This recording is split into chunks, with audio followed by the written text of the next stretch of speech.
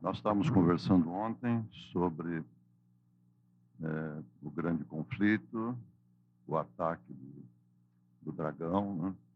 Como que isso se dá principalmente. E se a gente está numa batalha, a gente precisa conhecer a estratégia do inimigo. Se a gente não sabe qual é a estratégia do inimigo, não se consegue ganhar a batalha. É real também que a batalha do grande conflito, ela não é ganha por nós.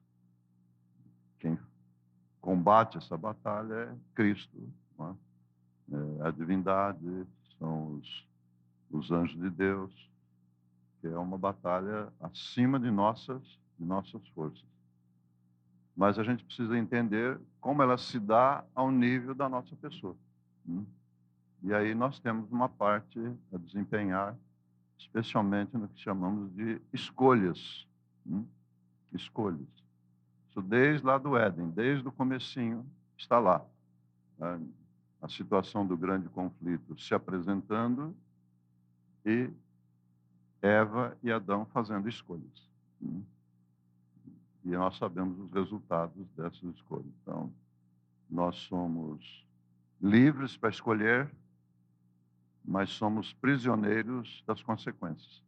Isso é palavras de um grande escritor latino-americano, Pablo Neruda, um poeta, romancista. E gostei dessa maneira como ele expressou, né? Nós somos livres para escolher, mas somos prisioneiros das consequências.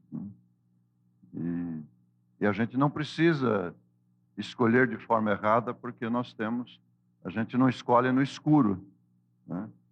A gente tem orientações, tem a revelação para nos guiar, nos orientar e nos alertar, né? Então, essa é uma batalha decisiva. E dentro do contexto de ser uma batalha decisiva, é a final para nós, seres humanos.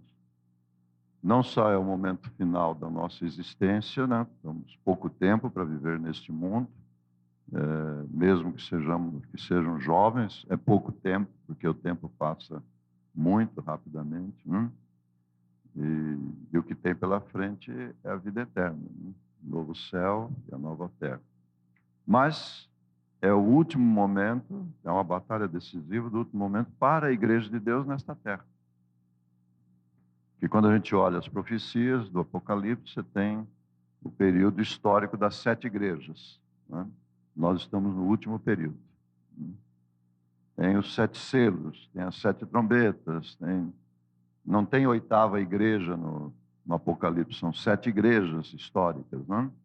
Nós vivemos no último período. E dentro deste último período já estamos vivendo em torno de 170 anos. Então estamos bem perto todos os sinais apontam para os últimos momentos da história. Provavelmente os mais jovens vão estar bem no finalzinho dessa história, né? Não há muito mais pela frente. Então, nessa batalha decisiva do grande conflito, nós temos essa luta, né, entre as forças do Criador, as forças divinas, e as forças de Satanás, o exército de Satanás. E essa batalha, em grande medida, ela se dá ao nível da pessoa humana. Ela é concentrada na Terra, e na Terra ela se dá ao nível da natureza da pessoa humana, né? E aí nós temos essas duas situações. Como que Deus age e como que Satanás age. Deus é um ser moral, não é? E ele age baseado em princípios. Então, o que ele se propõe, segundo a palavra de Deus? Nos cercar com uma armadura de proteção. Essa é a proposta divina. Olha, o conflito está aí, eu não removo o conflito, mas me proponho a colocar em torno de você uma armadura, uma proteção. E como que Satanás age? Desculpa. Ele age através do pastor Paulo fala assim, astutas ciladas. Astuta cilada. Cilada todos sabem o que é, não é? Sabe? Agora, uma cilada, ela já é uma coisa disfarçada. Para poder pegar um animal, né? Pegar alguma coisa assim, né? Proteger uma propriedade, você cria ali uma cilada. Né? Agora, isso que não é só uma cilada, é uma cilada astuta, especial, né? Para enganar mesmo, para enganar mesmo. Então, Satanás não é limitado por aspectos morais, né? Ele faz o que dá para fazer, contanto que destrua. Eu me lembro que Delfim Neto, uma figura emblemática da história do Brasil, especialmente na parte econômica, né? E foi ministro da Fazenda, ministro da Agricultura, ministro da Fazenda de novo, né? Planejamento, e muito inteligente. E ele estava sendo entrevistado, e o entrevistador fez algumas perguntas para ele, e uma das perguntas ele dizendo por que o Estado, né, age dessa maneira. Ele falou assim, o Estado é amoral. Ele é amoral. Ele não é regido por princípios morais. Ele não é religioso, e nem ético. Ele é amoral. Se para o benefício de uma coletividade ele precisa matar meia dúzia, ele mata. Ele não faz isso assim abertamente numa democracia, chamada democracia. Mas nos países totalitários, liquida. Ele é amoral. Se ele precisar aumentar os impostos e tirar o dinheiro do seu bolso, ele tira. Ele não está justificando assim porque vai gastar nisso, deixar de gastar naquilo. Ele é amoral. O reino de Deus não é amoral, ele é moral. Ele é moral e ético. No reino de Satanás, ele é amoral. Ele não tem princípios. Ele faz o que tem que fazer para perturbar os filhos de Deus, não é? Atacar os filhos de Deus. Então, e o ser humano está no centro desse ataque. E aí nós temos alguns textos da Bíblia que nos coloca, nos ajuda na compreensão dessa guerra, desse grande conflito. Um desses textos é Daniel 8,14. Daniel 8,14, ele está apresentando aquela profecia das 2.300 tardes e manhãs, se lembra? Os 2.300 anos, né? E isso é colocado em relação ao santuário. O ministério de Jesus no lugar santuário, no lugar santo, no lugar santíssimo. Os sacerdotes operavam no lugar santo e o sumo sacerdote operava no lugar santíssimo uma vez por ano. Essa uma vez por ano era chamada dia do juízo. Dia do juízo. Então, representativamente, o santuário ele tem aquelas duas partes. A segunda parte é o chamado lugar santíssimo. Então, na história, esse lugar santíssimo, ele representa o tempo do juízo final, que, segundo as profecias, começou em 1844, quando Jesus passa do lugar santo para o lugar santíssimo, para fazer a intercessão final. Então, nós estamos no tempo do juízo final, do preparo e a execução do juízo final, desde 1844. Se nós calcularmos isso, vai dar mais ou menos quantos anos?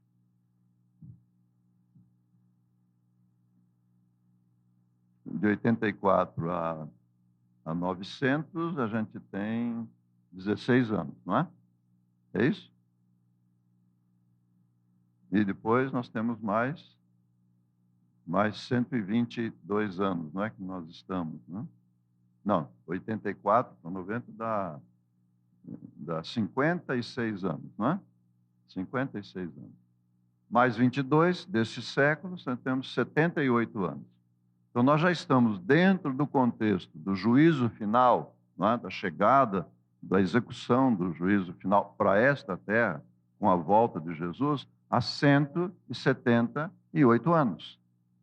Então, nós já vamos há quase 2 séculos nesse período. Quando a gente pega os períodos das 7 igrejas, nós temos na média ali 200 e poucos anos. Tem um período de 300 e pouco, tem período de menos de 200 anos, né? Mas o período das 7 igrejas, ele vai dar aí em torno de uma média de 240, 250 anos ali, mais ou menos, né? Chegando dentro. Então nós estamos, o que chama na Bíblia, o fim do tempo do fim. E a palavra diz que o dragão está irado, não é? Por que ele está irado? Porque ele sabe, ele conhece as profecias, não é? Que pouco tempo lhe resta. Então ele está concentrando melhor não, é o principal das suas forças, né, para executar a sua obra. E qual é a sua obra? É impedir o máximo possível de pessoas que entrem para o reino de Deus. E não só que entre, que permaneça no reino de Deus, né? Se você entrou, né, você é objeto do ataque do dragão. Ele vai dioturnamente infernizar a vida de um filho de Deus. Então, para quando que a gente precisa da proteção de Deus?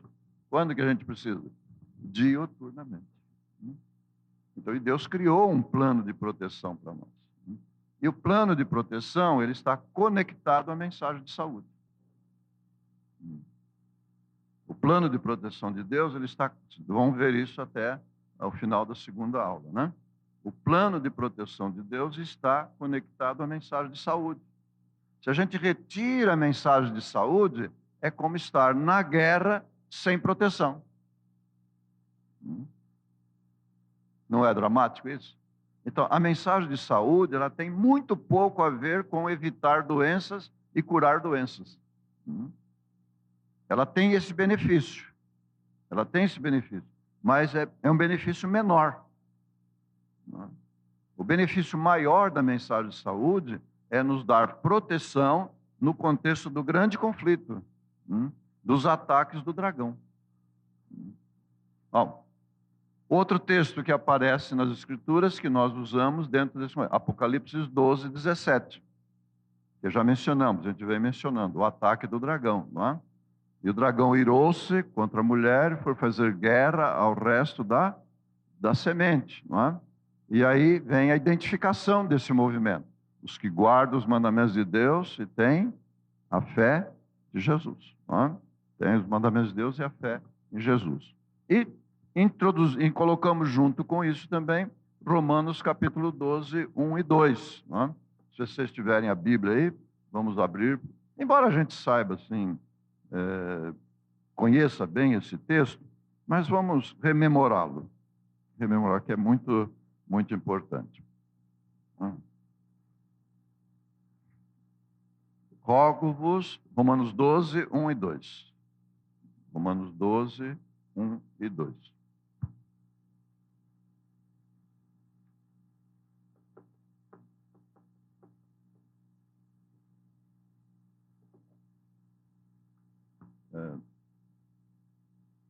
Romanos 12, na minha tradução, né? Algumas podem ser um pouquinho, ligeiramente diferentes. Rogo-vos, pois, irmãos, pela compaixão de Deus. Olha que expressão, né? Rogo-vos, pois, irmãos, pela compaixão de Deus. Um Deus amoroso, um Deus misericordioso, um Deus perdoador, né? Um Deus que quer o nosso bem. Que apresenteis os vossos corpos em sacrifício vivo, santo e agradável a Deus. Lá no Antigo Testamento, antes da morte de Jesus na cruz, o pecador, ele se apresentava diante de Deus com um cordeiro. Não era assim? E quem não tinha cordeiro podia apresentar um animalzinho mais simples, não é? Mas na economia judaica era a base de um cordeiro. E o cordeiro representava o Messias que viria, não é? E que morreria na cruz. Aquele cordeiro devia ser o quê? Sem mácula, né? Perfeito, fisicamente. Você não apresentava diante de Deus um animal com defeito. Então, apresentava em sacrifício, se apresentava diante de Deus. Jesus veio, morreu na cruz, não é? É o Cordeiro de Deus que tira o pecado no mundo, mas a gente continua se apresentando diante de Deus. E nessa nova ordem, né, nesse novo tempo da igreja agora, né, que Deus estabeleceu, como que a gente se apresenta diante de Deus? De que maneira principal se apresenta? Ele diz assim, com os seus corpos. De que tipo de apresentação deve ser? Em sacrifício vivo, agradável a Deus. Né? Sacrifício vivo. Então, nós nos apresentamos, né? Não apenas nos embelezamos com cosmética, com cremes, né? Com isso, com penteado, com uma roupa boa. Né? Diz o corpo em sacrifício vivo. Né? Então, esse corpo, para o salvo em Cristo Jesus, ele não é nosso. Não é eu, né? Não é meu o corpo. Né? O corpo pertence a Deus. Nós nos entregamos ao Senhor. E nos entregamos, então agora nós somos mordomos. Nós precisamos cuidar deste corpo. E vamos cuidar de que maneira? Segundo o plano de Deus. Tá? Mas esse corpo também é objeto do ataque do dragão. Então eu preciso saber direitinho qual é o plano de proteção que Deus tem para proteger esse corpo. Está complicado isso? É o que a palavra nos diz. Né? Olha o que ele fala então. Como ele termina esse versículo? Apresentai os vossos corpos em sacrifício vivo, santo e agradável a Deus. Este é o vosso culto racional. Então, a adoração, ela tem uma característica de racionalidade, de entendimento. Como eu estou fazendo isso? Por que eu estou fazendo isso? De que maneira eu estou me apresentando diante de Deus? A maioria dos cultos religiosos, eles são evangélicos, eles são apelativos aos sentimentos, às emoções. Né? A música, o jeito de falar, as histórias que se contam, os testemunhos que se contam, são todos numa direção para estimular as emoções, os sentimentos, os gestos, os movimentos, não é? Para criar um êxtase que afeta os sentimentos. Não há problema com os sentimentos, as emoções. O problema é as emoções dominar sobre a razão.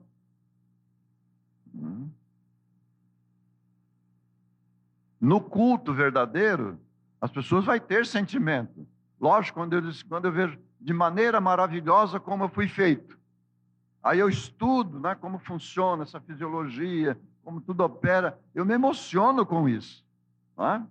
Olha, vocês viram aquelas fotos que colocamos ontem ali, de alguns momentos, né? Do papai, da mamãe cuidando. A gente não se emociona? Não é uma coisa linda de ver, não é? Que coisa maravilhosa, que coisa extraordinária. Mas o culto, ele tem emoções. Nós cantamos os hinos, não é? Temos uma pregação, mas a razão deve predominar sobre as emoções. Deve controlar as emoções no culto verdadeiro. Não é? Aí, como que a gente entende isso? Veja o verso 2 do capítulo 12. Não sede conformados com este mundo, com este século, mas sede transformado pela renovação do vosso entendimento. Do que está falando? Razão. Não é? Haja uma transformação do vosso entendimento para que possa experimentar que a vontade de Deus é, o que ela fala lá? Boa, é agradável, é perfeita. E se a vontade de Deus é boa e agradável e perfeita, nós vamos nos envolver com essa vontade de Deus. Mas o que faz o dragão? Ele dirige os seus ataques para o culto racional e para a compreensão da vontade de Deus, para dificultar essa compreensão. E especialmente em nossos dias, então ele desenvolveu toda uma técnica de cultos baseado na emoção e não na razão. Quando eu cheguei no distrito de Portão, lá em São Paulo, para ser o pastor do distrito, nós tínhamos um ancião que era muito missionário bíblico, no sentido de dar estudos bíblicos. E ele estava dando estudo bíblico para um pentecostal, de uma igreja que até ficava perto da nossa. E ele me convidou para fazer uma visita. Esse senhor, ele visitava a igreja todos os cultos de domingo e de quarta-feira.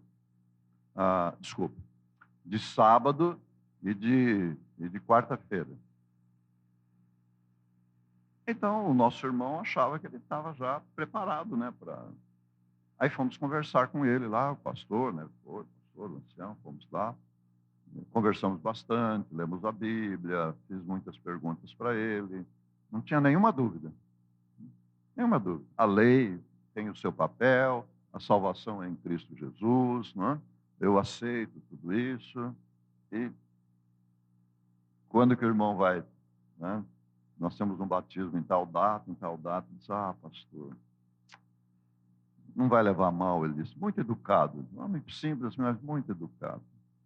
O senhor não vai levar a mal, mas eu ainda não posso tomar essa decisão. Eu disse, por quê?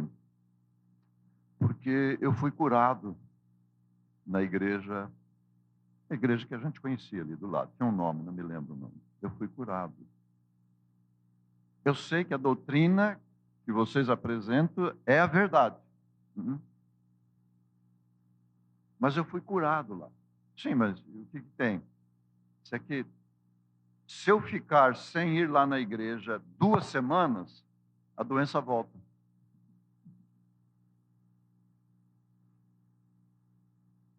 Quer dizer, os sintomas, né? Voltam. Isso é uma coisa terrível, não é? Ele foi curado? Então, ele estava sendo dominado por um sistema de apelo às emoções. Racionalmente, disse, não, esse é o caminho. Esse é o momento. Essa é a palavra de Deus para esse momento. Está tudo certo. Mas, né, eu fui curado lá. Mas não tinha problema de ser curado, né? Mas se eu fico sem ir lá, os sintomas voltam.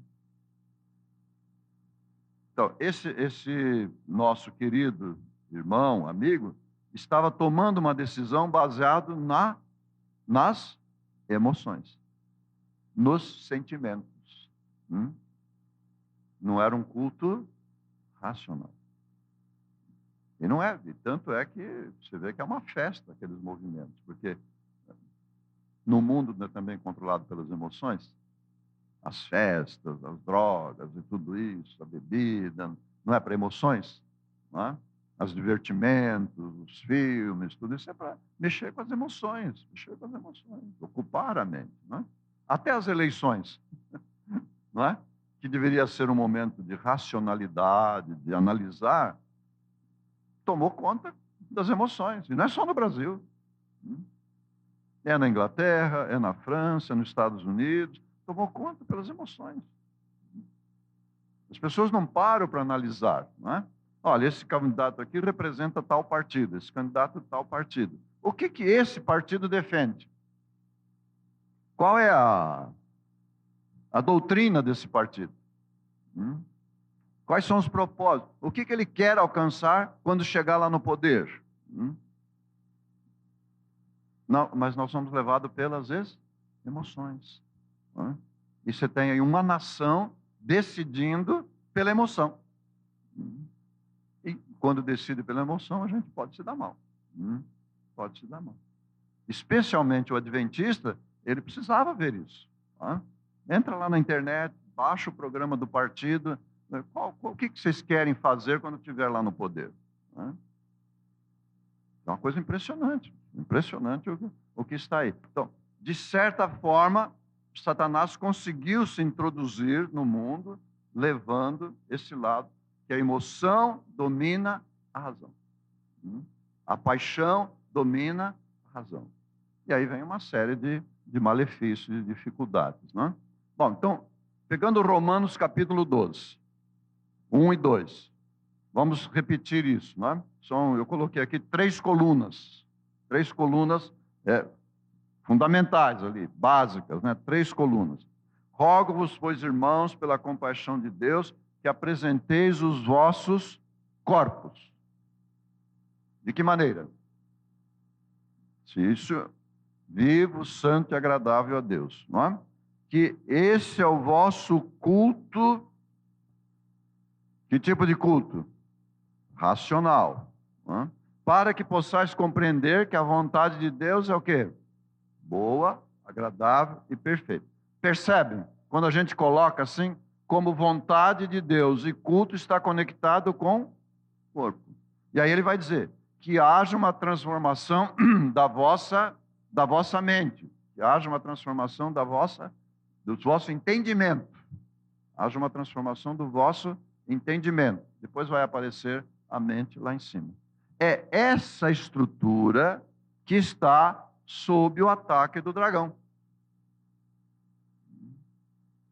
Quando o dragão ataca o corpo, quando ele está atacando o corpo, ele não está atacando só o corpo para ficar doente. Tá? Ele não está atacando só o corpo para que o corpo enfraqueça. Ele está atacando o corpo porque aí ele vai afetar o culto, e afetando o culto, ele vai afetar a forma como nós nos relacionamos com a vontade de Deus. Em vez de ser uma vontade de Deus aceita e praticada como boa, agradável e perfeita, às vezes ela é aceita como se fosse um jugo, uma coisa difícil de carregar, quase como se fosse uma cruz. Até Jesus falou, né? Tome a minha cruz, siga-me, né? A gente carregando isso como se fosse um peso, não é? Mas a vontade de Deus é boa, agradável e perfeita. Só experimentando para saber se é boa, agradável e perfeita. Então, o ataque do dragão vai ali, né? Nessa direção, nesse ponto. E olha, se ele consegue afetar o corpo, ele vai afetar o culto, vai afetar a compreensão da vontade, e ele faz isso através da mente. Então, nesse último, sempre foi assim, mas especialmente nesse último tempo, o que está sob ataque do dragão é essa estrutura. Então, Deus, na sua misericórdia, irmãos, na sua compaixão, nesse último momento da história, onde os ataques do dragão seriam mais violentos, mais fortes, teriam uma estratégia mais especial para esse tempo, Deus deu revelações. Ele trouxe revelações. As principais dessas revelações ligado a esse assunto está nesse livro, Conselho sobre Regime Alimentar. Então, olhando nessa perspectiva, regime alimentar tem significado, tem importância? Olhando por essa perspectiva, não é? Então, não é uma coisa só da emoção. Geralmente, comida está ligada com a emoção. Como a mamãe fazia, como a vovó fazia comida. Quando a gente se lembra a reunião de amigos, não é? Comida está ligada à emoção. Por exemplo, tem aí no mundo corporativo, especialmente de jovens, né, jovens adultos, um negócio chamado happy hour, hora feliz. Que momento é esse? Sexta-feira, no pôr do sol. E o que é o happy hour? É os jovens adultos, muitos casados, se reunindo em um bar para beber cerveja, conversar, bater papo, trocar ideias, né? Brincar, recordar a semana. E ali eles ficam até 11 horas, meia-noite. Uma irmã nossa tem 2 filhos. Naquele tempo, os 2 filhos solteiros, adultos, trabalhando. E ela orou tanto por eles, né? Então, tomaram a decisão pelo batismo, os 2 jovens. Foi uma coisa maravilhosa, extraordinária, essa decisão. E eu fui visitá-los para preencher a ficha, para preparar para o batismo. E aí, conversando com eles, eu disse assim, bom, nessa decisão que vocês estão tomando, deixar as coisas do mundo, né? E vir para a igreja com outro ambiente, outras práticas, outros costumes, né? O que vocês sentem mais de deixar, de largar? Para minha surpresa, os 2 disseram, o momento de happy hour. Eu nunca tinha ouvido falar. A gente é criado dentro da igreja, vive dentro da igreja. No meu tempo de jovem não tinha essa história de happy hour, né? E eu falei, mas o que é o happy hour? Ah, pastor, o senhor não sabe? É na sexta-feira, quando termina o trabalho, tá? A gente reúne um grupo e vai para o bar e fica ali tomando uma cerveja, uma caipirinha, batendo papo, trocando ideia. E aquilo vai até 11 horas, meia-noite, e a gente volta para casa. Emoções. Né? Emoções. Aí chega em casa meia-noite, você vai dormir, acorda, não vai trabalhar no sábado, acorda 10 horas, 11 horas, não é? E leva a vida assim, dessa maneira. O que está dominando? As emoções. E olha como isso é forte. Tão forte que ele disse, olha, o que mais, né, essa tal de happy hour. É assim que Satanás trabalha. Criando mecanismos, né? Por exemplo, no meu caso, foi cinema. Não tinha televisão naquele tempo. Era cinema. Eu adorava cinema. Adorava. Eu perdia a aula para assistir filme. E tinha, assim, um mecanismo naquela época, né? Tinha os filmes normais e, de vez em quando, vinha, assim, um festival de filmes a semana inteira. E eu estudava à noite, eu trabalhava o dia inteiro, estudava à noite. Isso aí na minha faixa de 14, 15, 16 anos. Eu matava a aula para assistir a semana de filmes. Porque era um grande artista, porque era um grande tema, porque era não sei o quê. E passava eu lá, não é? Assistindo. Então, quando eu voltei para a igreja aos 19 anos, olha o que é emoção. Estava previsto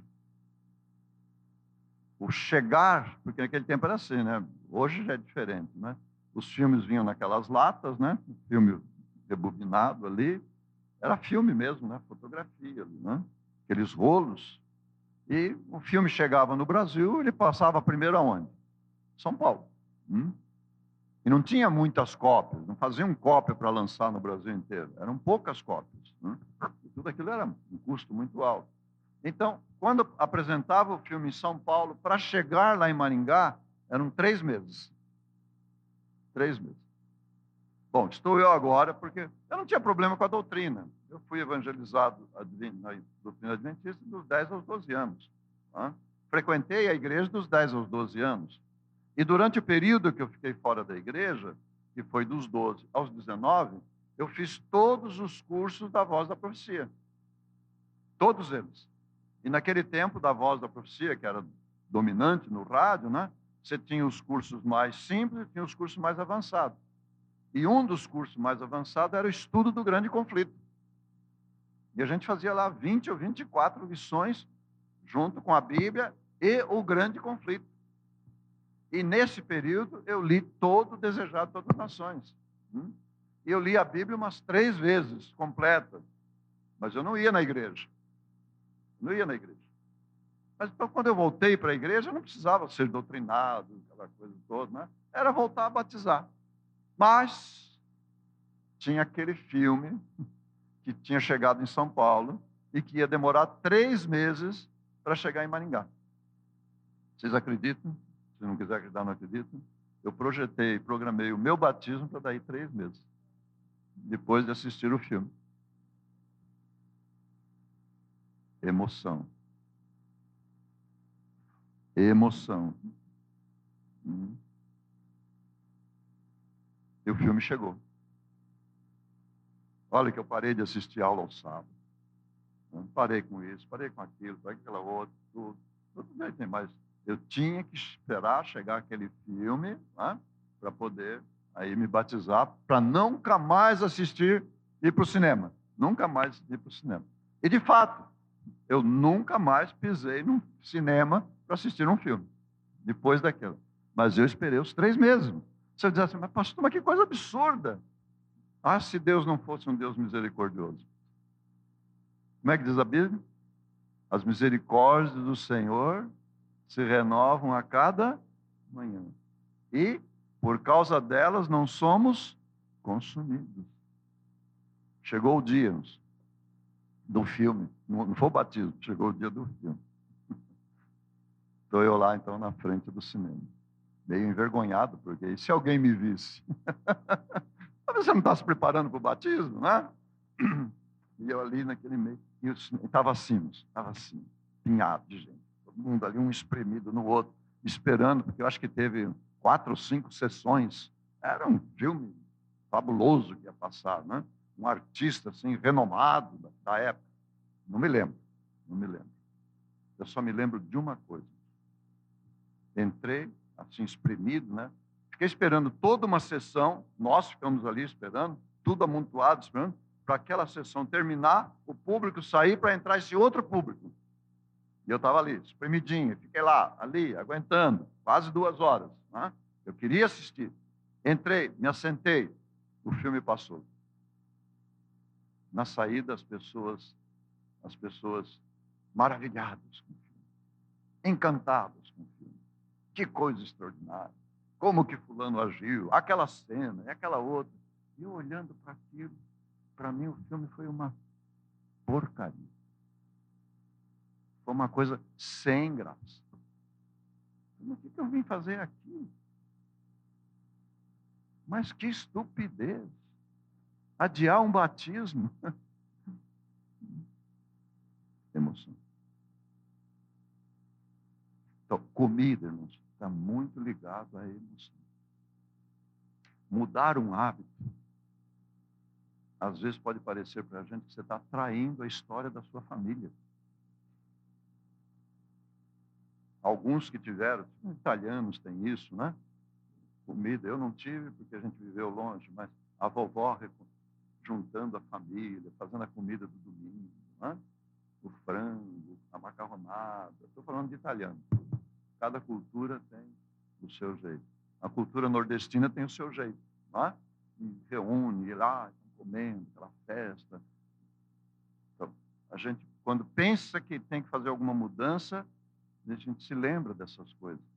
E muitas vezes a emoção prevalece.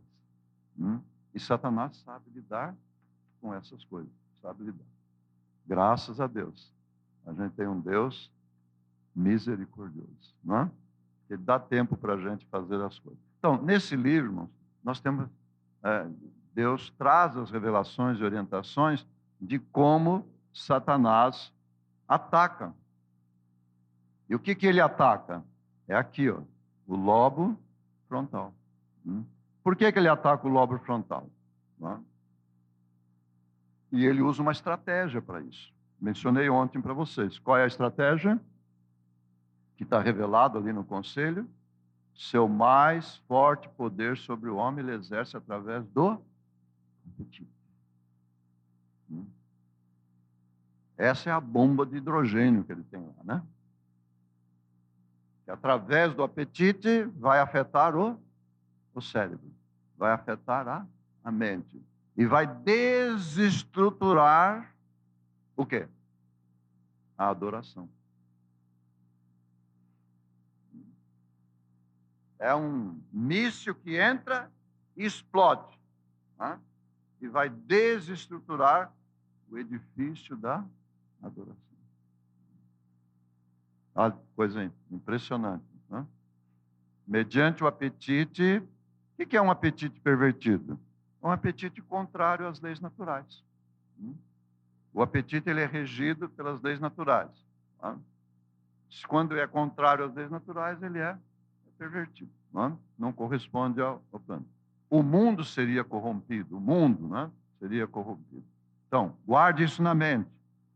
Na estratégia de Satanás, o elemento mais poderoso que ele usa, mais, não é poderoso, mais eficaz, não é? Mais eficiente, que ele usa é o apetite.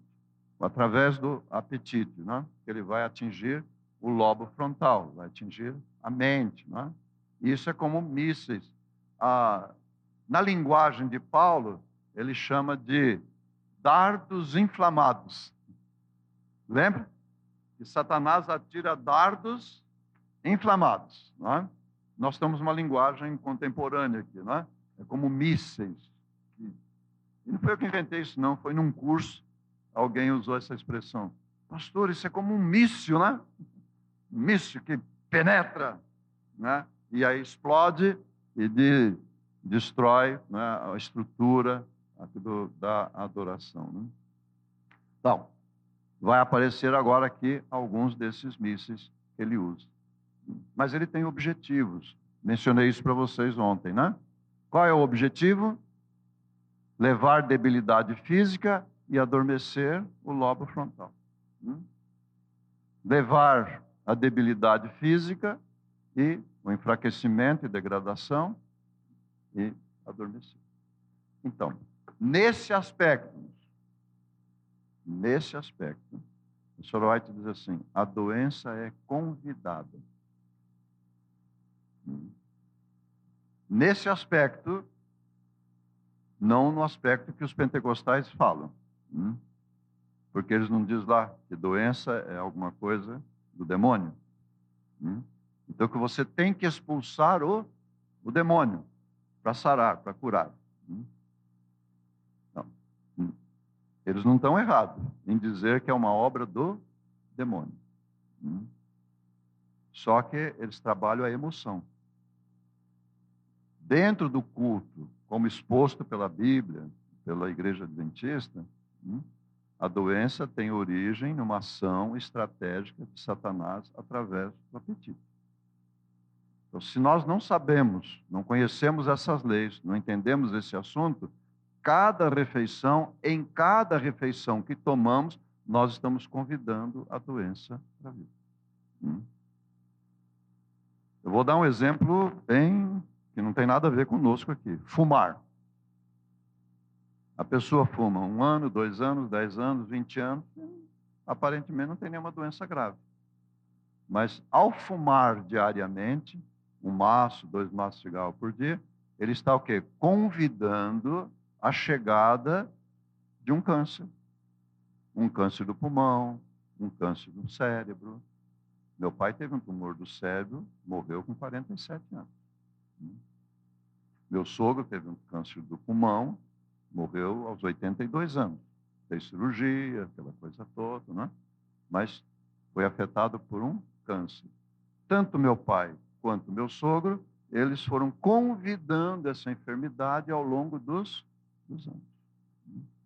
A mesma coisa em outros setores, né? Se a gente faz um esforço físico e mental além da nossa capacidade natural, nós estamos convidando a enfermidade. Hoje, a pesquisa, o estudo mostrando que as pessoas que comem regularmente os refinados, é só arroz branco, é só pão branco, é só macarrão branco, é só açúcar, não é? Concentrado, não é? Ele está convidando a depressão. A pessoa que não dorme as horas necessárias por noite, que vai para adultos mais idosos, 7, 8 horas, para jovens devia ser 8, 9 horas, para adolescentes devia ser 10 horas, né?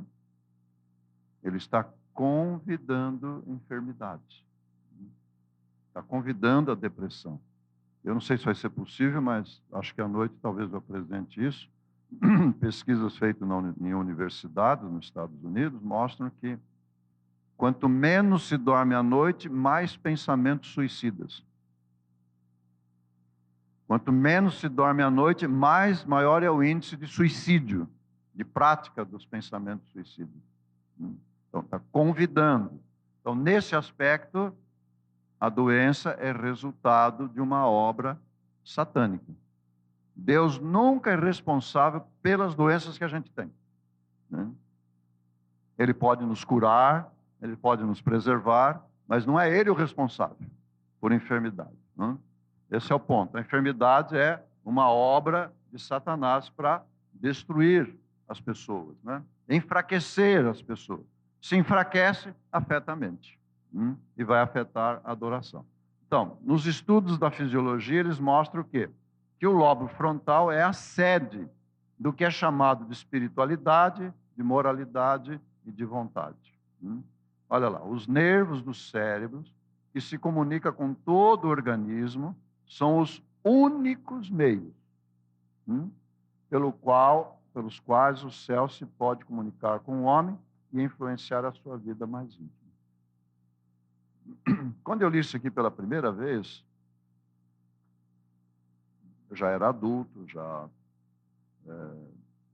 já tinha feito teologia, já estava trabalhando como pastor, mas eu não sabia disso. Em todo o curso teológico, ninguém me falou isso. Ninguém ensinou. Aí, por algumas razões, a gente acabou entrando, eu fui vendo as coisas maravilhosas que aconteciam na área de cura. E tem alguma coisa aqui fora do comum.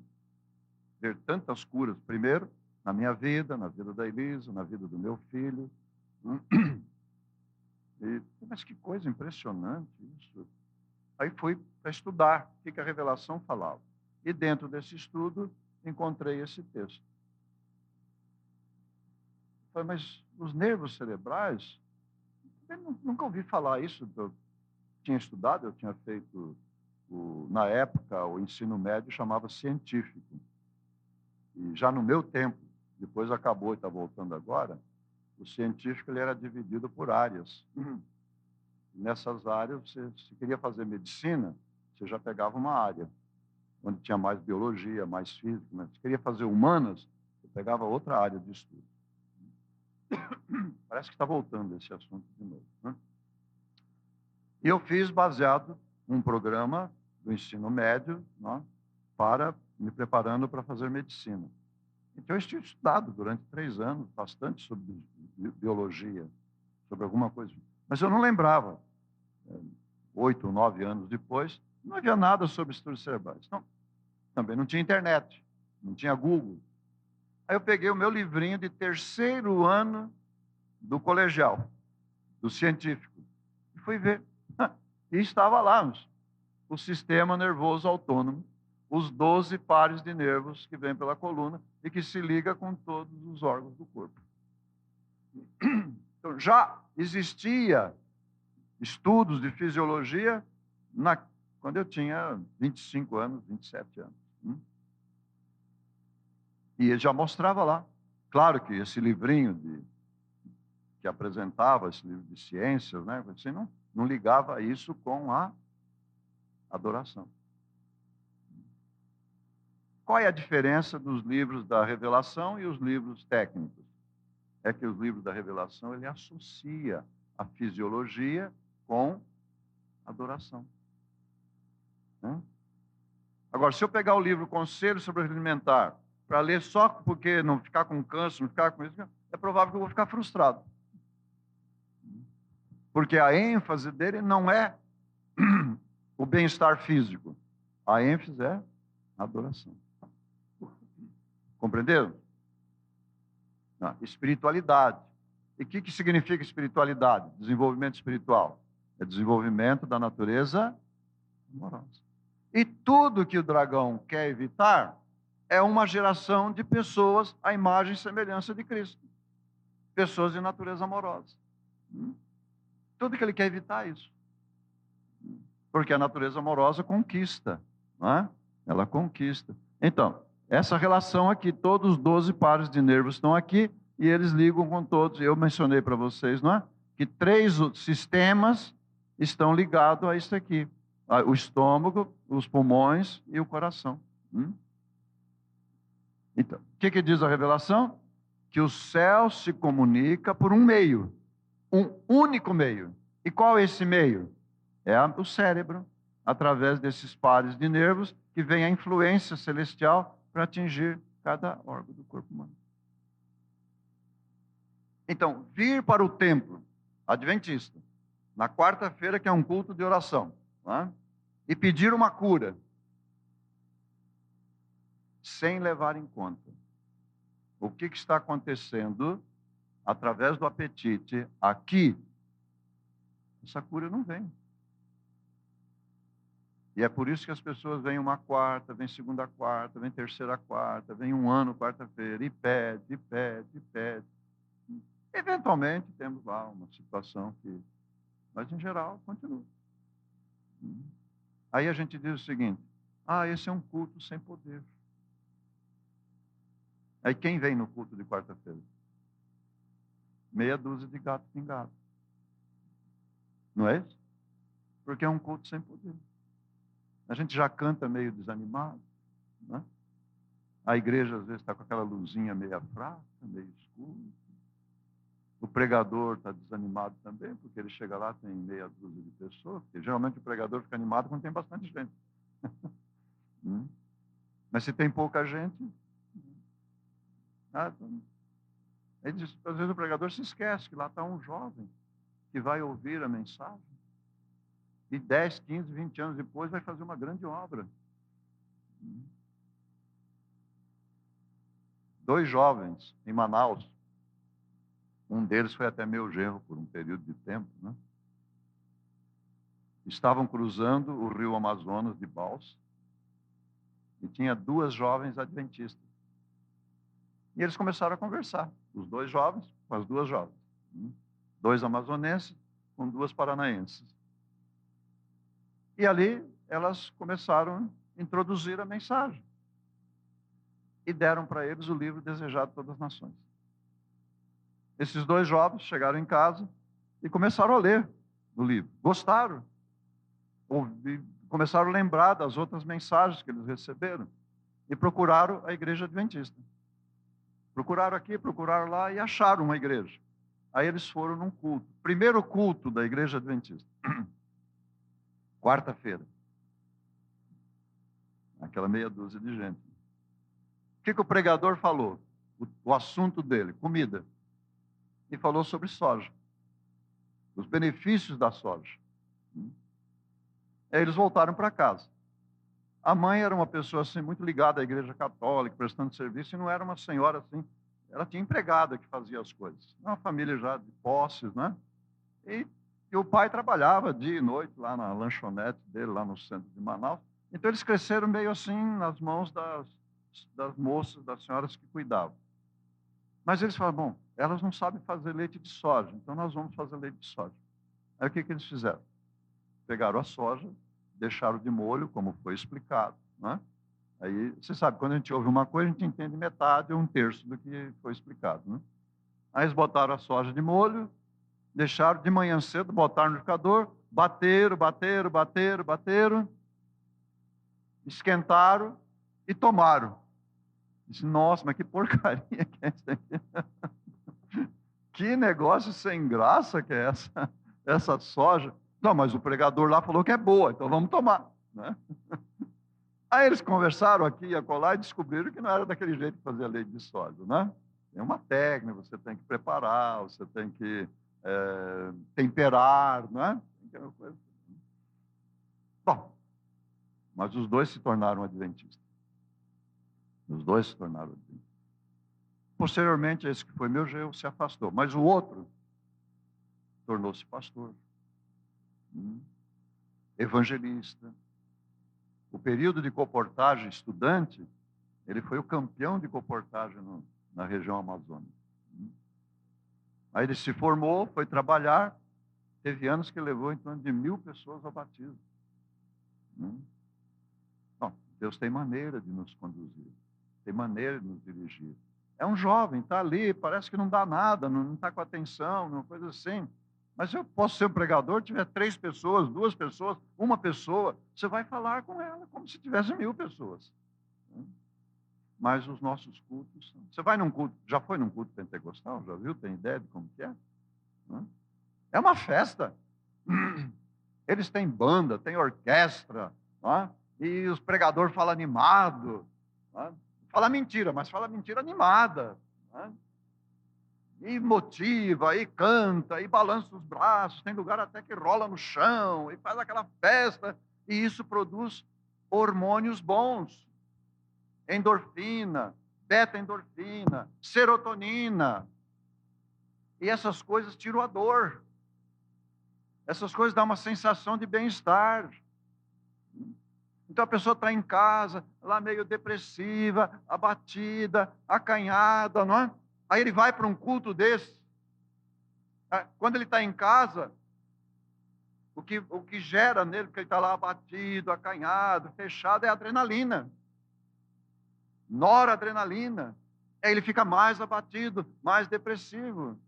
Aí ele vai para um culto desse, Nossa, aquilo vira uma festa e tal, e aí vai produzir essas endorfinas, essas beta-endorfinas, serotonina, e ele sai animado, e não tem dor, ele se sente bem, diz, eu fui curado. Ele está lá preocupado com doutrina. Emocionalmente ele está bem, está feliz. Aí ele vem no culto adventista. Ele sai mais depressivo ainda. Ele ouve a verdade, mas a verdade é apresentada de forma o quê? A ganhar. Não. Eu estou exagerando um pouco.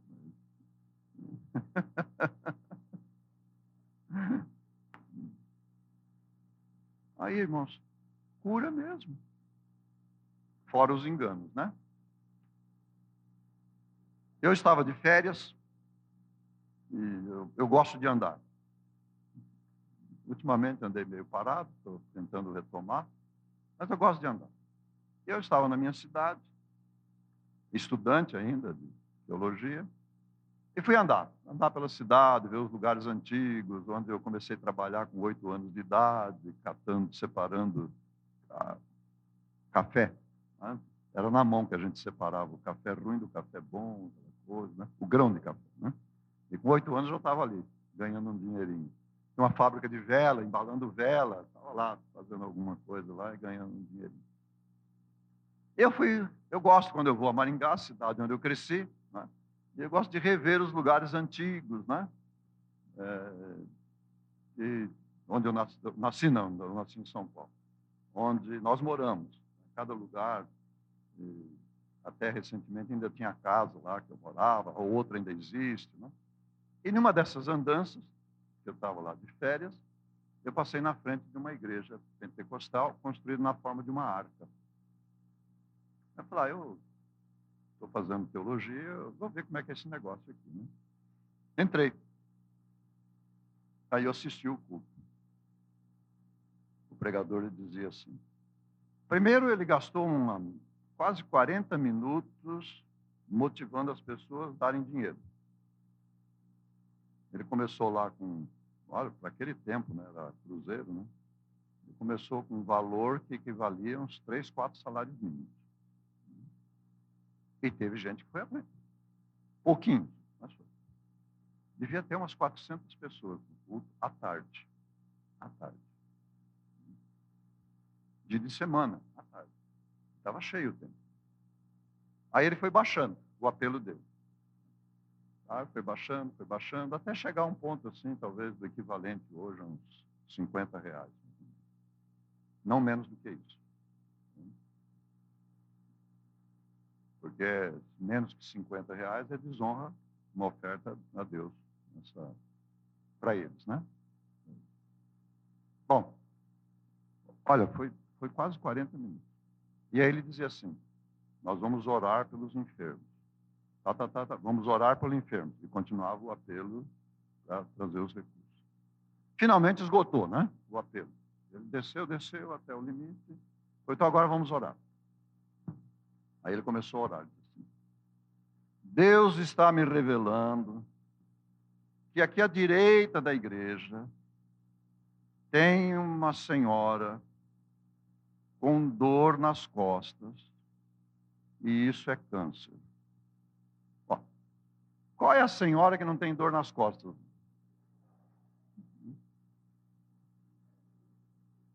Esse foi o culto que eu assisti, ninguém me contou essa história.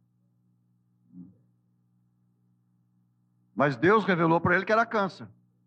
Então, vem aqui à frente. A pessoa vem. Né? Ela vai receber a imposição das mãos. Mas aí ele foi, teve outras revelações. Do lado esquerdo, tem uma pessoa assim, que tem tal cor, e tem um câncer, não sei do que. Era ele, não tinha diagnóstico. Ele que dizia. E aí, vai vindo. Vamos vir. Aí ele fez a oração, e aí veio o culto mesmo. Aí aquele culto de festa. Bom, aí onde participa daquele culto de festa, ele não tem câncer. Mas o pregador disse que ele tinha câncer. E ele tinha dor nas costas, tinha dor no joelho, tinha dor não sei aonde, estava com dor de estômago, comendo do jeito que as pessoas comem, vai ter problema digestivo. Não é? Aí ele pode estar cheio de endorfina, daquela coisa toda, e ele se sente bem. Aí ele diz o quê? Louvado seja Deus, eu fui curado. Eu fui curado. Ele foi curado do quê?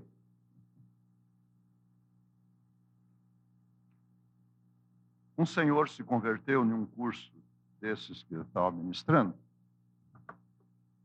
Aliás, desculpa, não se converteu. Ele se converteu lá na igreja, no bairro dele, ele tinha um supermercado.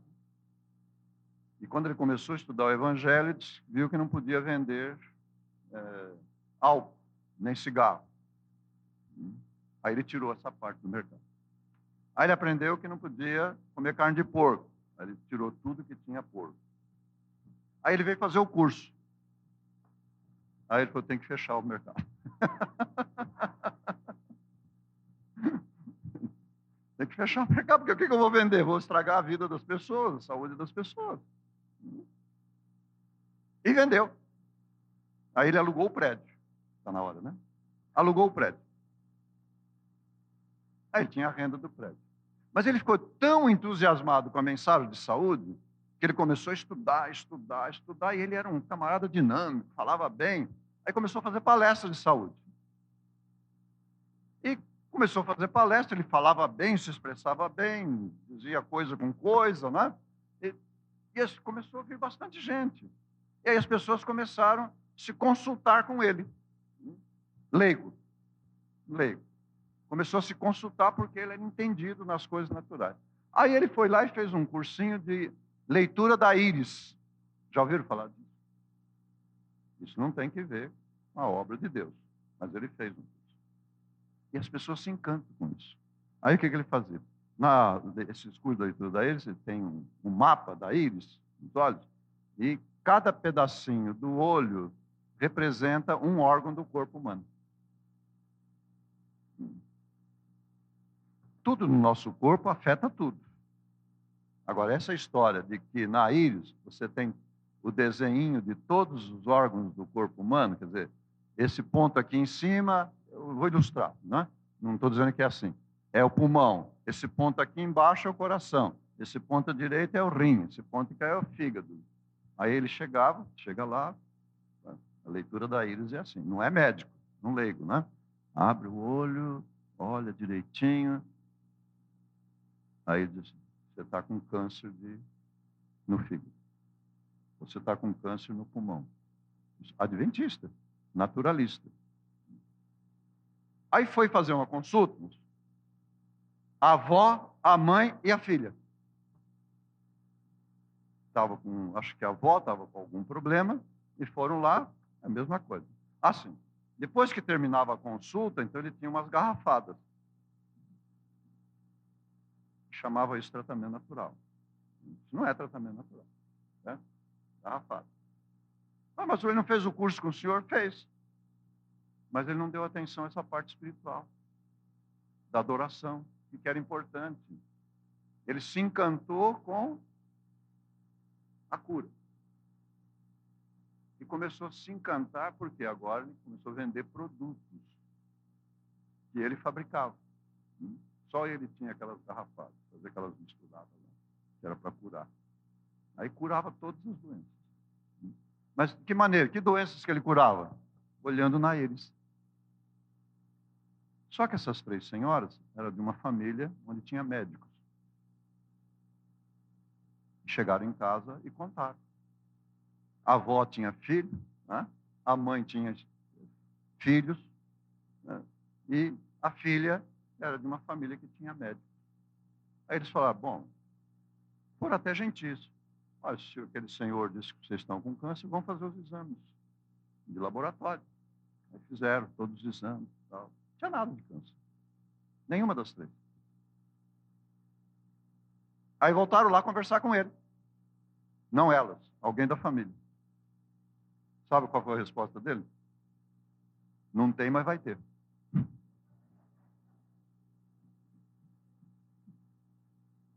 Esse era adventista. Hoje nem é mais adventista, já até faleceu. Né? E chegou a montar uma escola, quase uma clínica, com essas histórias. de leitura da íris, de não sei o quê. Não tem, mas vai ter. Bom, isso eu posso dizer para qualquer pessoa. A chance de qualquer um de nós vir ter um câncer é muito grande, não é? De alguma forma. Ou de outra doença, outro problema, um desgaste natural, né? E assim por diante, né? Bom, terminando aqui, nos lembra disso. É a mente que adora a Deus e nos põe em contato com os seres. E por onde que vem o contato? Através do cérebro, né? Da mente, né? Então, nesta guerra, o dragão tem armas. Então, no segundo período, nós vamos considerar. Vou fazer ligeiramente, porque agora eu acho que vocês já pegaram o contexto, né? E tem os livros que podem nos ajudar nesse ponto.